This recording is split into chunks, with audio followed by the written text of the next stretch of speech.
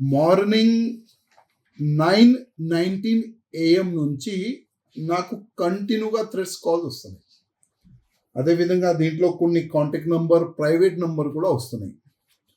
ఇంకొక WhatsApp call వచ్చింది. మళ్ళీ వాట్సాప్లో వాయిస్ మెసేజ్ థ్రెడ్ కూడా అయినా చేస్తుండే ఫోన్లు చేసి. దీంట్లో పాలిస్తీనీ ఒక టెర్రరిస్ట్ ఒక ఫోటో కనబడుతుంది, దానిపైన నంబర్ కూడా ఉంది.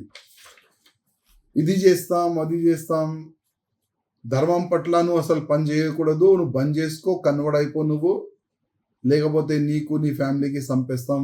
ఆ విధంగా ప్రతి ఫోన్ నుంచి అదే థ్రెట్స్ కాల్స్, బెదిరింపు కాల్స్, అదే మాటలు మాట్లాడుతున్నారు. నేనేం చేసిన అంటే, నీ ఎన్ని నంబర్ ఉన్నాయిరా అని ఈయన అడిగిండు. నేను చెప్పినా నాకు ఇంకొక నంబర్ కూడా ఉందిరా భయ్ అని చెప్పిన. గూగుల్లో సెర్చ్ చేసి తెలంగాణ ముఖ్యమంత్రి గారు రేవంత్ రెడ్డి గారు నంబర్ ఈయనకి ఇచ్చేసిన. నంబర్ ఎందుకు ఇచ్చిన అంటే, అప్పుడు మన ఎక్స్ ముఖ్యమంత్రి గారు కేసీఆర్ గారు ఉండే, అప్పుడు కూడా చాలా వరకు కంప్లైంట్స్ నేను ఇచ్చిన. ఒక్క వ్యక్తికి అరెస్ట్ చేయలేదు, ఎంక్వైరీ కూడా చేయలేదు. అసలు ఒక ఎమ్మెల్యేకి థ్రెడ్స్ కాల్స్ ఎక్కడి నుంచి వస్తున్నాయి. ఇప్పుడు ఏంటంటే కనీసం రేవంత్ రెడ్డి గారు అయితే నేను నంబర్ ఇచ్చిన, రేవంత్ రెడ్డి గారికి ఒకవేళ అయినా ఫోన్ చేసి థ్రెడ్ చేస్తే అప్పుడైనా ఒక మంచిగా ఎంక్వైరీ జరుగుతుంది.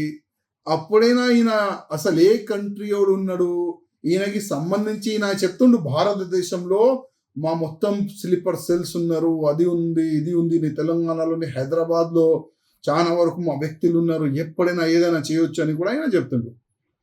అప్పుడైనా రేవంత్ రెడ్డి గారికి ఈయన మెసేజ్ కానీ ఫోన్ చేస్తే అప్పుడైనా ఒక్క ఎంక్వైరీ జరుగుతుందని రేవంత్ రెడ్డి గారు కూడా నంబర్ ఇచ్చేసిన, జస్ట్ ఎంక్వైరీ గురించి. అంటే ఒక ముఖ్యమంత్రి అంటే ఒక ఎమ్మెల్యేకి థ్రెట్స్ కాల్ వస్తే ఏం పట్టించుకుంటలే కదా పోలీసు వాళ్ళు.